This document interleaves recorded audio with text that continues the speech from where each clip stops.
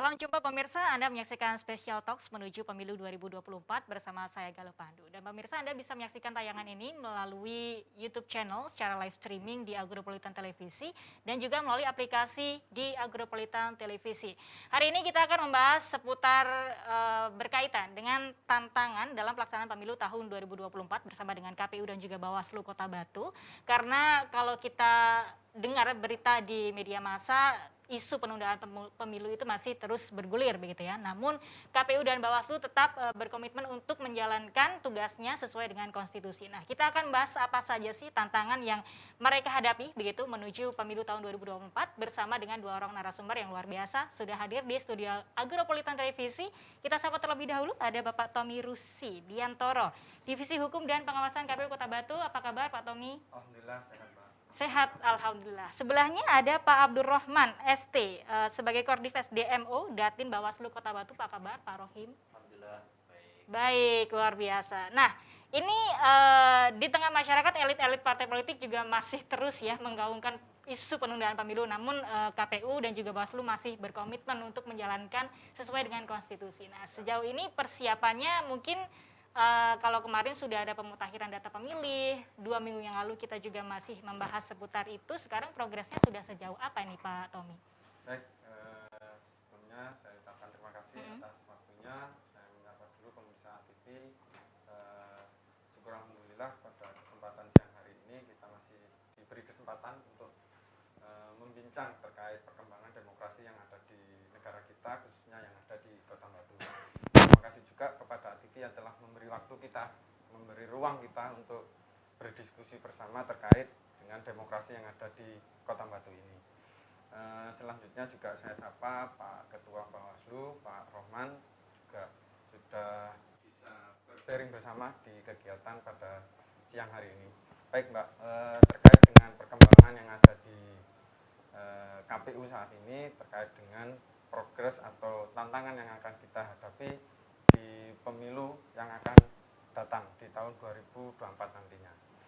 Perlu saya garis besar saya tambahkan di kesempatan kali ini adalah pengalaman pertama bagi kita bangsa Indonesia dalam penyelenggaraan di tahun 2024 nantinya.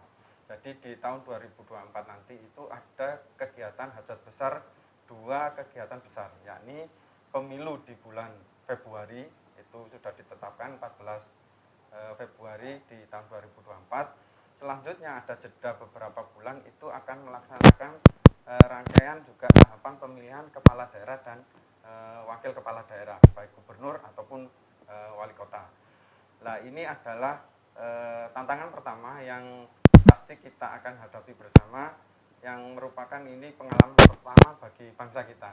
Yang sebelumnya di tahun 2019 itu kita hanya melaksanakan pemilunya dulu. Tetapi di tahun 2024 nanti, ini di tahun yang sama kita akan melaksanakan dua hajat besar secara bersamaan. Dan ini adalah pengalaman pertama bagi bangsa kita untuk menyelesaikan tugas-tugas pergantian sebuah elit politik ataupun sebuah kedaulatan rakyat untuk memberikan hak konstitusinya. Itu merupakan hal-hal yang kita harus hadapi bersama, kita sukseskan bersama, bagaimana ke depan ini mengawal demokrasi ini agar semakin baik seperti itu. Selanjutnya bagi KPU saat ini yang kita persiapkan adalah pembentukan PKPU-nya sendiri itu. Jadi relnya aturan sebagai sarana kontestasinya di tahun 2024 nanti itu pasti harus kita persiapkan. Yang pertama adalah terkait dengan verifikasi partai politik tentunya.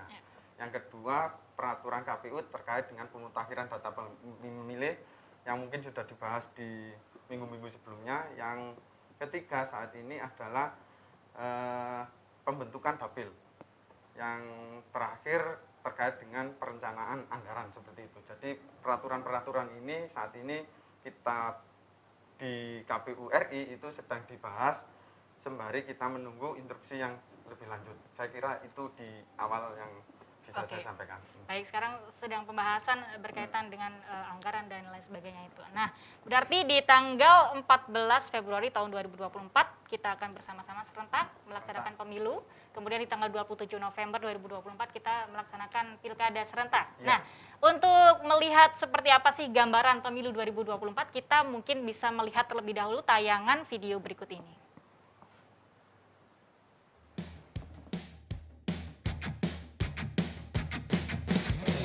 Tiba saatnya Indonesia untuk memilih.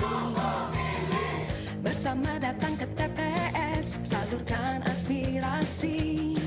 Langsung umum, bebas, rahasia, jujur dan adil. Demi Indonesia damai sejahtera. Kita memilih untuk Indonesia. Menggapai cita lewat suara kita. Bagimu Indonesia, sukseskan demokrasi. Jadi pemilih berdaulat, negara Indonesia kuat.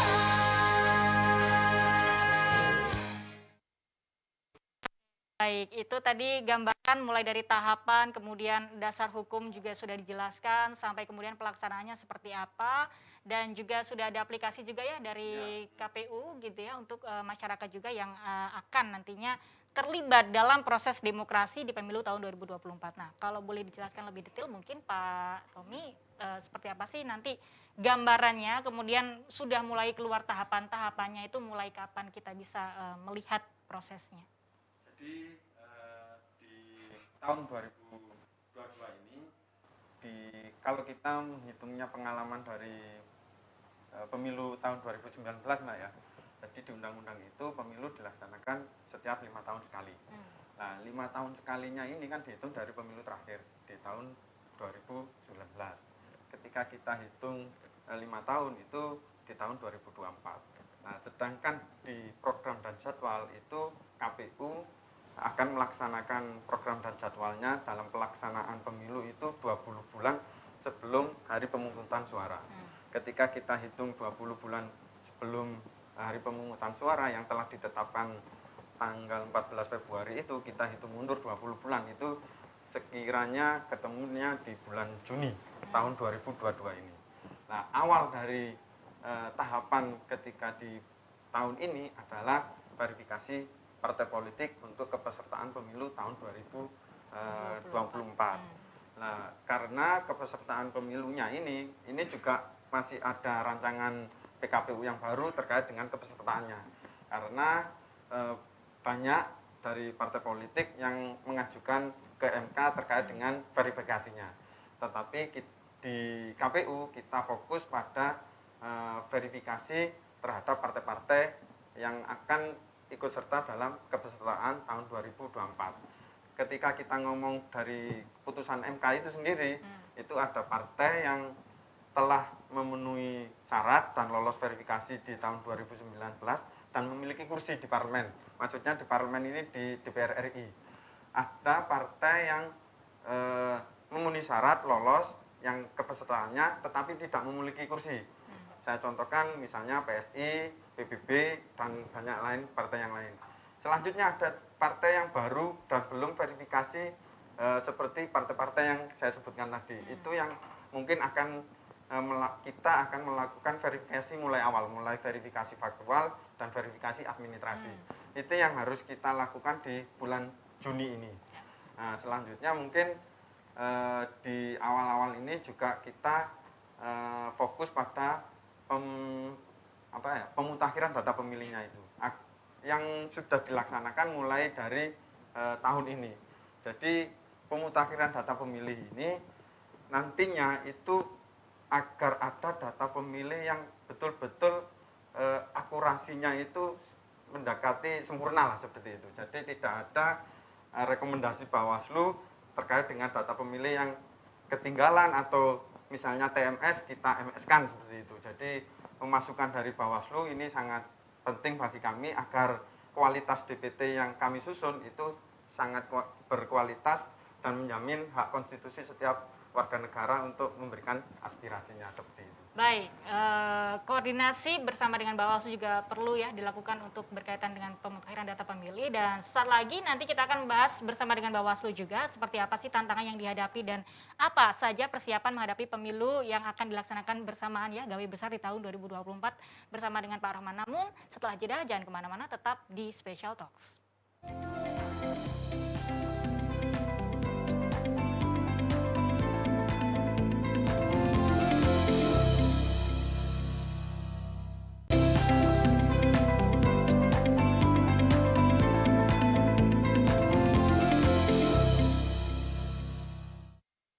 Pemirsa, Anda masih menyaksikan Special Talks menuju pemilu 2024 berkaitan dengan tantangan yang dihadapi oleh KPU dan juga Bawaslu menuju pemilu 2024. Nah, sekarang saya mau ke Pak Rohman sebagai perwakilan dari Bawaslu begitu ya. Berkaitan dengan kita kan selama ini juga mengalami masa pandemi nih selama 2 tahun terakhir, kemudian ini juga nantinya mungkin akan menghadapi pemilu yang akan melaksanakan pemilu dan juga pilkada sekaligus di tahun yang sama. Nah, ini seperti apa nih tantangan yang dihadapi oleh Bawaslu? Ya, terima kasih. Kami juga menyapa Mas Tom, Komisioner KPU Kota Batu. Di sini kami dari Badan Pengawas Pemilu, Mbak. Jadi pekerjaannya itu seiring sejalan dengan KPU. Ketika tadi itu Pak Tommy menyampaikan ada PKPU, nanti akan juga muncul Perbawaslu. Jadi di luar non tahapan ini kami tetap menunggu progres berikutnya seperti apa. Tapi seperti Mbak Galuh tadi sampaikan, ada isu penundaan pemilu atau hal lain 3 periode dan seterusnya. Kami sebenarnya di penyelenggara tingkat bawah ini tegak lurus bahwa kami bekerja sesuai aturan perundang-undangan yang berlaku. Jadi sekitar nanti di tanggal 11 atau 12 nanti Bawaslu RI, KPU RI akan dilantik, dan setelah itu akan terjadi rembukan lagi dengan Komisi 2. Nah, setelah itu tahapan berikutnya akan ditentukan. Itu barangkali gambarannya, sehingga tadi yang dijabarkan oleh Pak Tommy sudah cukup jelas, sehingga tantangan-tantangan yang ada di Bawaslu sebenarnya tantangan yang ikuti ketika di KPU ada krusial, kita juga memahami itu. Seperti juga disebutkan tantangan yang ada misalnya tentang 5 surat suara dalam satu waktu. Itu kan bagi masyarakat kita kan ribet dan sangat sulit begitu. Terus juga tentang ketersediaan logistik atau tentang masa kampanye yang diperpendek. Jadi dari masa kampanye yang diperpendek itu bagian dari krusial yang domainnya nanti ada di kami. Jadi ketika ada peserta pemilu maupun ada masyarakat yang mengadukan sengketa atau mengadukan pelanggaran, itu nanti penindakannya ada di kami. Jadi sebenarnya kami ini berjalan beriringan. Jadi ketika KPU itu berjalan 1 meter, kita pun juga mengiringinya 1 meter gitu. Jadi jangan sampai nanti pengawasan itu luput dari kami, dan kami ini harus mempertanggungjawabkan kepada masyarakat bagaimana pemilu ini bisa berlangsung secara jujur dan adil dan bermartabat di hadapan masyarakat gitu. Oke. Nah, berkaitan dengan nantinya persiapan menuju pemilu di tahun 2024, ini kan kalau misalnya dibandingkan dengan tahun lalu, apakah ada perbedaan, mungkin lebih terdigitalisasi, lebih ke era teknologi yang semakin diperkuat di situ, atau seperti apa nih Pak Tommy? Baik, saya kira KPU akan selalu melakukan inovasi menuju perbaikan demokrasi ini. Nah, terutama soal pelaksana teknis penyelenggaraannya. Nah, sebagai contoh dalam penyelenggaraan kita saat ini, KPU banyak memunculkan atau menciptakan teknologi baru yang saat ini sedang kita gencar sosialisasikan adalah penggunaan Sirekap. Nah, Sirekap ini adalah untuk mempermudah bagi teman-teman badan usaha kami yang ada di tingkatan KPPS ataupun di PPS, PPK nantinya, itu ketika melakukan rekapitulasi hasil pemilunya seperti itu.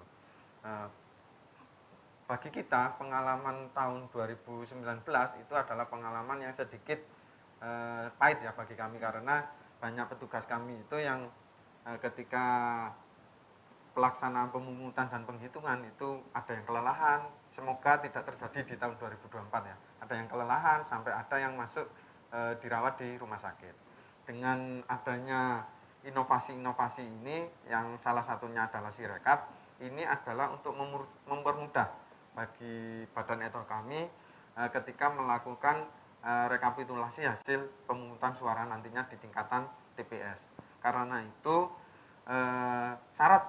salah satu syarat bagi badan etor kami yang nantinya bertugas di TPS yang menjadi KPPS itu bisa bisa menggunakan gawai atau bisa menggunakan gadgetnya secara sederhana, misalnya memfoto ataupun memvideo. Karena di Sirekap ini petugas KPPS kami itu tidak harus melakukan rekap yang segitu banyak lagi, Mbak. Jadi kalau di tahun 2019 kemarin itu kalau kita berbicara partai itu ada 12 partai. Jadi petugas kami itu harus merekap untuk membuat salinan ke 12 partai itu, ditambah kepada pengawas TPS, ditambah ke PPS-nya, dan ditambah ke KPU-nya. Jadi ada sekitar 15 salinan. Yang ini menjadi beban berat bagi penyelenggara di badan etor kami. Nah, maka dari itu dengan terobosan-terobosan yang diciptakan oleh KPU RI ini akan mempermudah ketika Sirekap ini memang nanti digunakan. Semoga saja bukan sebagai alat bantu lagi, tetapi menjadi alat yang sah untuk menjadi bahan rekapitulasi yang harus dituangkan di dalam berita acara rapat rekapitulasi tersebut. Jadi sampai saat ini Sirekap ini kalau di tahun 2019 kemarin Pak Roman pasti tahu bahwa Sirekap itu sering direkomendasikan karena itu masih menjadi alat bantu. Tetapi ketika ini Sirekap ini sudah dipastikan sebagai alat dokumen yang sah sebagai pembuktian hasil pemilu, ini sangat memudahkan kami yang ada di KPU untuk memberikan pertanggungjawaban rekapitulasi suara kepada masyarakat nantinya. Jadi penggunaannya itu plano yang ada di C Plano itu tidak lagi di rekapitulasi secara manual, tetapi cukup menggunakan HP ataupun aplikasi yang nantinya dikeluarkan KPU RI, tinggal difoto, di-scan barcode atau apapun teknisnya nanti pasti kita sosialisasikan, dan itu menjadi alat yang sah untuk menjadi alat bukti sebagai bahan rekapitulasi di tingkatan selanjutnya. Seperti itu, Mbak. Oke, itu yang Sirekap, masih banyak yang lain. Sirekap ini bentuknya apa berarti? Aplikasi? Aplikasi. Jadi Sirekap ini adalah untuk mempermudah rekapitulasi suara yang ada di tingkatan TPS, KPPS. Jadi petugas kami yang ada di TPS, KPPS ini tidak lagi harus merekap di jam 12 malam atau jam 1 malam. Kalau kita tahu beban kerjanya itu sangat berat bagi teman-teman yang ada di KPPS. Kalau pengalaman di tahun 2019 kemarin kan seperti itu. Makanya dengan Sirekap ini ya mudah-mudahan bisa disetujui bersama.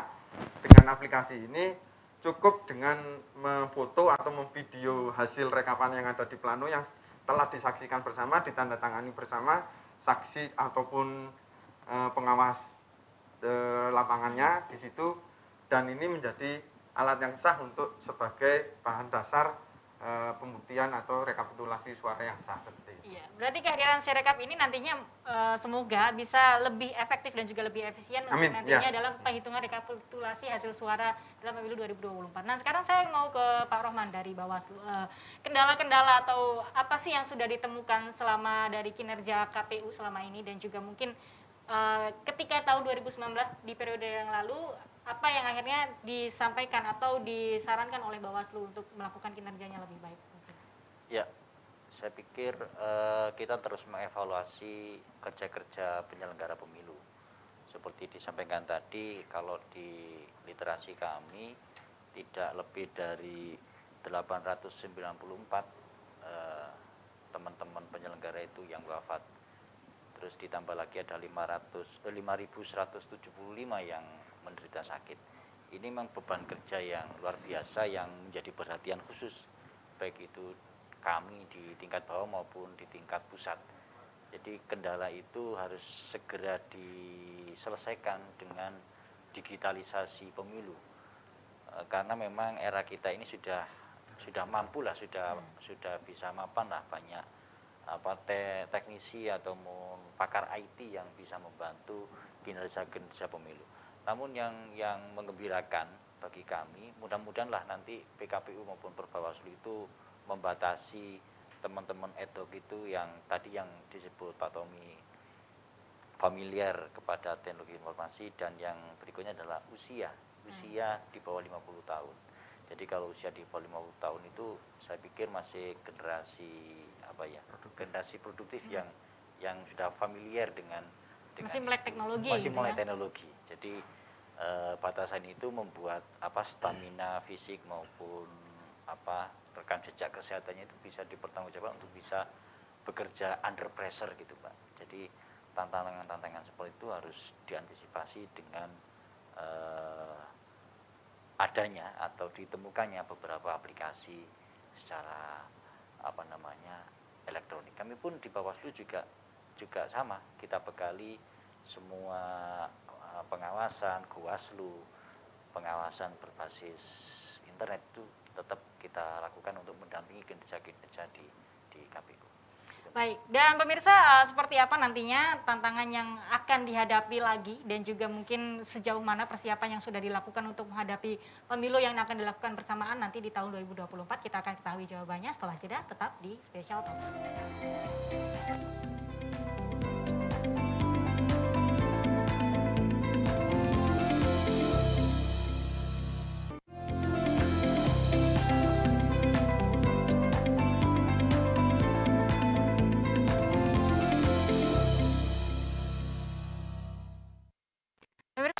Special Talks menuju pemilu 2024 berkaitan dengan tantangan yang dihadapi oleh KPU dan juga Bawaslu menuju gelaran pesta demokrasi besar nanti di tahun 2024. Nah, sekarang berkaitan dengan pemilu yang saat erat kaitannya adalah berkaitan dengan badan ad hoc yang menjadi bagian dari pelaksanaan pemilu itu sendiri. Nah, badan ad hoc tahun 2019 di periode sebelumnya ya, KPPS dengan beban kerja yang cukup besar waktu itu sampai harus lembur 12 malam sampai pagi lagi, kabarnya waktu itu ramai banget di media sosial dan juga di berita-berita. Nah, apakah kira-kira ini ada kenaikan honor nggak kira-kira nanti di tahun 2024? Baik, terima kasih Mbak Galuh. Jadi kalau terkait dengan kesejahteraan dibahas di akhir aja ya. Oke. Jadi saya berbicara tentang tantangan badan ad hoc kami.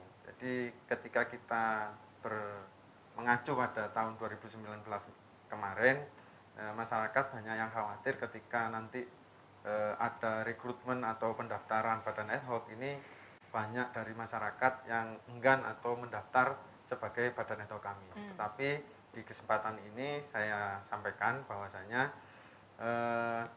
aturan-aturan yang sempat kemarin menjadi permasalahan atau menjadi beban kerja yang sangat berat bagi petugas kami yang ada di badan ad hoc itu kita coba untuk kita sederhanakan. Itu salah satu agar beban kerja di KPPS ataupun PPS itu sedikit ringan. Termasuk tadi sudah kita bahas terkait dengan penggunaan Sirekap salah satunya. Selanjutnya terkait dengan persyaratannya badan ad hoc. Di tahun 2024 nanti meskipun pandemi sudah melandai Mbak, tetapi pemerintah belum mencabut bahwa pandemi ini jadi salah satu menjadi persyaratan nanti ketika menjadi badan ad hoc adalah salah satunya sudah divaksin minimal sudah 2 kali divaksin seperti itu. Kalaupun nanti sudah booster, alhamdulillah. Saya kira di Kota Batu ini sudah hampir 80% atau 90% sudah 2 kali vaksin. Kalau boosternya mungkin nanti Pak Roman memiliki datanya. Saya kira sudah 50% ya seperti itu. Jadi ketika itu menjadi salah satu syarat menjadi anggota KPPS, jadi kesehatannya ini sudah terjamin seperti itu. Selanjutnya tadi juga sempat dibahas oleh Pak Rohman, Ketua Bawaslu, yang kemarin kebanyakan sakit itu adalah di atas 50 tahun, Pak.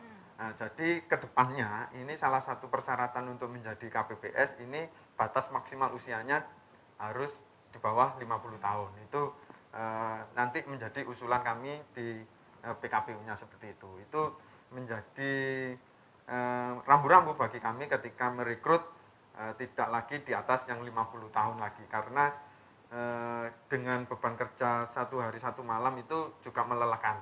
Tetapi ketika masih umur-umur produktif, itu saya kira masih bisa untuk mengikuti ritme kerja yang ada di penyelenggaraan pemilu di tahun 2024 nantinya. Selanjutnya kita juga melakukan koordinasi dengan pemerintah kota, yakni melalui Dinas Kesehatan. Ketika nanti melakukan pendaftaran itu juga dicek kesehatannya. Bagaimanapun nanti upaya yang akan kita lakukan dengan koordinasi dengan Dinas Kesehatan agar berjalannya demokrasi ini bisa terfasilitasi oleh pemerintah kota yang ada di Kota Batu ini. Jadi ketika nama-nama yang sudah masuk ke kami, badan etok kami, bisa dilakukan tes kesehatannya seperti itu. Jadi ini untuk antisipasi agar tidak terjadi seperti di tahun 2019 kemarin. Yang terakhir mungkin juga ini menjadi catatan kami, kalau di komisioner ataupun di Bawaslu itu tidak ada catatan penyakit bawaan atau komorbid lah seperti itu. Itu menjadi catatan penting bagi kami. Ketika catatan kesehatannya itu bersih, maka sangat relevan untuk menjadi badan etok kami. Jadi kecapean atau pressure yang sangat tinggi itu masih bisa teratasi dengan minimal kita mempersiapkan SDM yang umurnya sedikit lebih muda seperti itu. Dan juga dengan penggunaan aplikasi-aplikasi yang digital, kita juga mewanti-wanti atau mengisyaratkan agar kaum muda milenial ini yang juga turut terlibat dalam mengawal demokrasi ini menjadi penyelenggara pemilu seperti itu. Oke, baik. Sebelum dibentuk badan ad hoc dari Bawaslu juga ada pembentukan pengawasan ya untuk badan ad hoc itu sendiri. Seperti apa ini, Pak Rohman? Dari sisi pembentukan badan ad hoc yang dimiliki oleh Bawaslu, nanti kami juga ini dalam tataran menunggu, Mbak, menunggu PKPU, menunggu Perbawaslu yang akan kita miliki untuk mengawasi proses berjalannya pembentukan badan ad hoc. Jadi anehnya, kalau bukan aneh ya, tugas kami selain kami juga membentuk badan ad hoc kami juga sebenarnya mengawasi proses rekrutmen yang dilakukan oleh KPU. Apakah ada irisan SDM-nya itu irisan dengan partai politik, cenderung tidak patuh. Jadi yang pertama yang pasti yang dipersyaratkan adalah sehat jasmani dan rohani. Terus yang kedua taat kepada negara, kesatuan Republik Indonesia, dan seterusnya. Jadi yang di kami, yang di Badan Pengawas Pemilu itu agak spesifik dibanding KPU. Jadi di persyaratan yang lalu yang kami miliki adalah persyaratan normatifnya adalah usia 25 dan berijazah SMA. Jadi kami yang di Kota Batu itu kadang-kadang merasa kesulitan untuk mencari tenaga ad hoc yang ada di kami. Kami membentuk panitia pengawas kecamatan.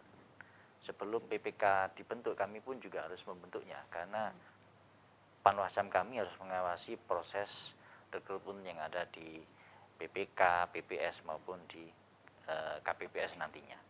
Jadi persyaratan-persyaratan itu yang harus dipenuhi oleh setiap individu yang ingin terlibat di penyelenggara pemilu. Yang akan kita bentuk adalah Panwaslu kecamatan di tingkat kecamatan 3 orang, lalu ada PKD istilah kami, Panwaslu kelurahan dan desa, itu 1 desa 1, dan berikutnya jelang hari H itu kami akan membentuk pengawas TPS, pengawas tempat pemungutan suara.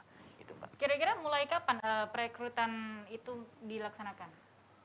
Kalau ini dilakukan nanti tahapannya insya Allah sudah sudah running misalnya tahapan didok mulai Juni atau Agustus pendaftaran partai politik, paling tidak nanti di akhir tahun ini kami juga sudah harus membentuk Panwaslu kecamatan itu, Pak. Oke, berarti yang pertama adalah pendaftaran partai politik dulu, baru setelah sudah ada verifikasi dan lain sebagainya akan ada pembentukan Panwascam. Ya, karena prosesnya apakah bersamaan dengan petugas ad hoc di KPU, PPK, PPS dan juga KPPS? Jadi dalam pembentukan ini kita dibatasi dengan aturan perundang-undangan. Jadi ketika kita membahas KPPS itu masa kerjanya itu saya kira kalau tidak salah itu 2 bulan sebelum hari pemungutan surat suara, pemungutan suara.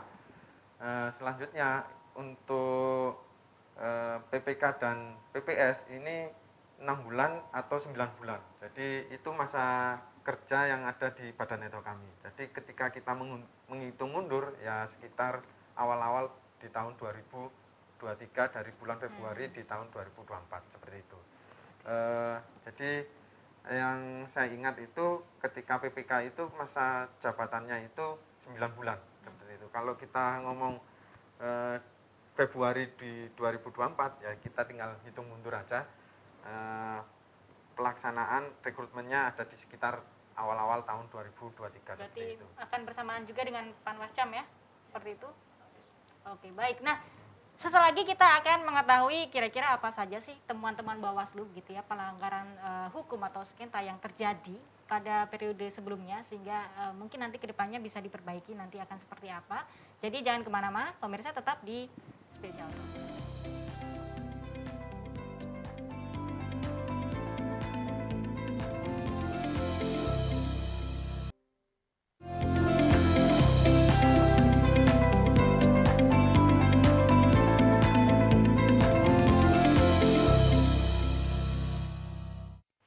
Ya, kita masuk di segmen terakhir dalam Special Talks menuju pemilu 2024, tantangan yang dihadapi menuju pemilu di 2024. Masih bersama dengan Pak Tommy dan juga Pak Rohman dari KPU dan juga Bawaslu.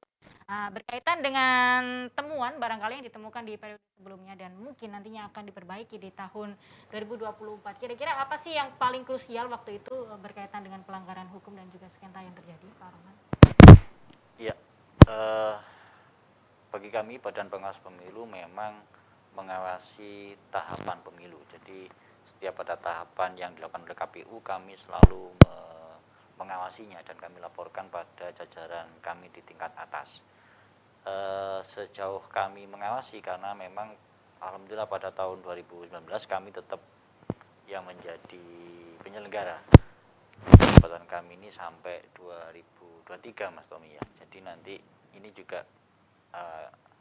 tantangan juga apakah penyelenggara yang di tingkat kabupaten kota ini diperpanjang atau akan ada rekrutmen baru. Jadi pengalaman kami di 2019 itu pada saat pendaftaran partai politik itu KPU melakukan verifikasi faktual terhadap keanggotaan setiap partai.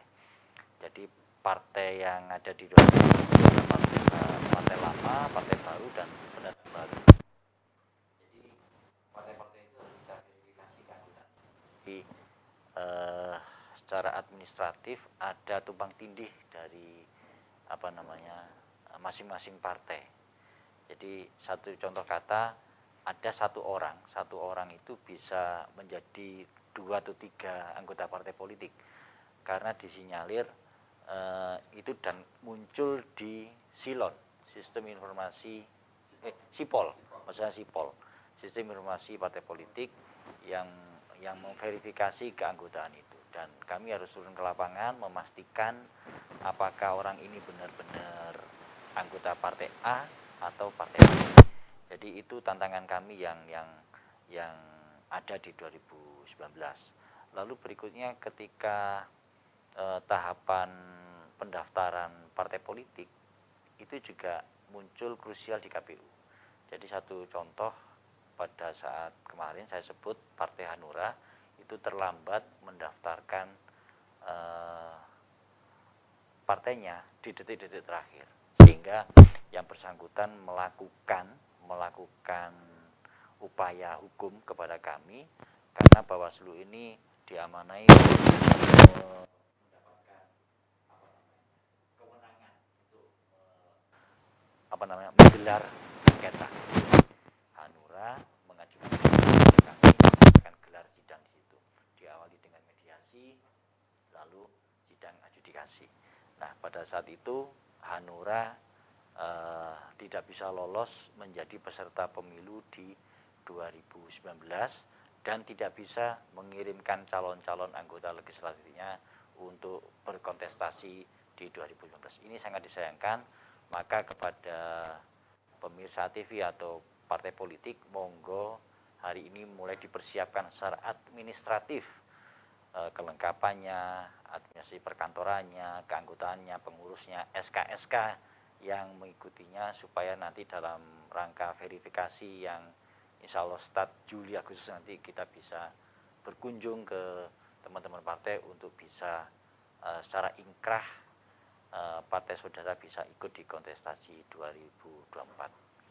Oke, baik. Mungkin ada tambahan pesan yang ingin disampaikan kepada masyarakat juga, mungkin ingin menjadi bagian dari barangkali, silahkan Pak Arman. Ya, kami dari Badan Pengawas Pemilu menyampaikan kepada seluruh masyarakat untuk tetap menyalurkan aspirasi politiknya kepada calon-calon yang dipilih tanpa embel-embel tertentu, tanpa materi, tanpa uang, dan seterusnya. Dan yang kedua, laporkan kepada kami ketika ada tahapan pemilu jika itu terjadi pelanggaran, dan kami akan menindaknya, dan kami tetap berjuang untuk keadilan pemilu supaya lembaga ini bermartabat, negara berlangsung, kontestasinya berlangsung demokratis, dan akan terpilih pemimpin-pemimpin yang berkualitas sesuai yang diinginkan oleh masyarakat. Baik, dari Pak Tommy ada tambahan sebagai Pradana di KPU. Baik, sedikit menambahkan dari Pak Rahman tadi terkait dengan verifikasi partai politik. Jadi dengan tadi sempat saya sampaikan di awal, dengan adanya putusan MK nomor 55 tahun 2020 itu ada pengkategorian partai politik untuk di kepesertaannya di tahun 2024 nanti. Jadi dari putusan MK ini ada partai politik yang lolos verifikasi di tahun 2019 dan memiliki kursi, itu verifikasinya itu saat ini dengan hasil putusan MK tersebut, sembari kita menunggu PKPU-nya nanti ya, aturan mainnya seperti apa, tetapi dari putusan itu partai yang lolos di tahun 2019 dan memiliki kursi di parlemen itu verifikasinya hanya verifikasi administrasi saja. Dan selanjutnya ada partai yang lolos verifikasi di tahun 2019 tapi tidak memiliki kursi, itu verifikasinya juga verifikasi mulai awal, jadi verifikasi administrasi dan verifikasi faktual lagi. Selanjutnya partai politik yang benar-benar baru yang akan mencoba ikut berkontestasi di tahun 2024 ini ya verifikasinya mulai awal, jadi partai politik yang nanti pendatang baru ini verifikasinya mulai dari administrasi dan faktual. Maka dari itu mumpung masih ada beberapa waktu ini sembari kick off-nya pemilu di tahun 2024 ini akan dimulai, monggo bagi partai politik untuk segera mempersiapkan keadministrasiannya agar bisa berkontestasi di tahun 2024 nantinya, seperti itu. Oke, baik. Jadi bagi para partai politik ya, silakan dipersiapkan sebaik-baiknya karena nanti akan ada proses pendaftaran mulai dari bulan Juli ya, di Juli. Kisaran bulan Juni atau bulan Juli. Jadi silakan dipersiapkan sebaik-baiknya supaya tidak terlambat dan agar bisa menjadi bagian kontestan politik di tahun 2024. Mungkin ada tambahan pesan untuk masyarakat secara umum? Kita akan bersama-sama untuk berpesta demokrasi ya di tanggal 14 Februari tahun 2024. Silakan. Terakhir dari kami, saya KPU Kota Batu, bahwasanya pemilu ini adalah sarana bagi untuk penyaluran demokrasi. Pemilu adalah sarana kontestasi untuk pergantian elit politik dan sarana untuk bagi masyarakat adalah kedaulatan rakyat untuk memberikan aspirasinya. kami sebagai KPU akan melaksanakan amanah ini dengan bertanggung jawab dan berintegritas yang nantinya bisa menghasilkan pemimpin-pemimpin yang berkualitas yang bisa mensejahterakan rakyat dan bangsanya seperti itu. Oke, luar biasa. Good luck untuk KPU dan juga Bawaslu. Sukses selalu. Terima kasih untuk waktunya Pak Tommy dan juga Pak Rohman. Dan demikian Special Talks edisi kali ini. Kita akan jumpa lagi 2 minggu kemudian. Akhir kata saya Galuh Pandu. Terima kasih. Sampai jumpa.